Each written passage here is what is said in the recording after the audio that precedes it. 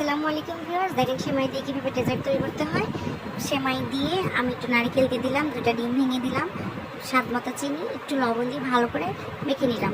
মাখার পরে হাতে একটু ঘি নিয়ে আমি সেটাকে রাউন্ড রাউন্ড করে চেপে চেপে পিঠার মতো তৈরি করে নিলাম। এভাবে এক একটা পিঠা তৈরি করে আমি সুন্দর করে প্রত্যেকটা এইভাবে রাউন্ড শেপে পিঠা তৈরি করে রেখে দিলাম। তো দেখেন হয়ে গেল আমার সেই পিঠার মতো আর কি ডেজার্টটা। তারপর তেল গরম করে আস্তে আস্তে করে ছেড়ে দিলাম। এখন হালকা হালকা আঁচে ভেজে ব্রাউন করে এটাকে তুলে নিলাম।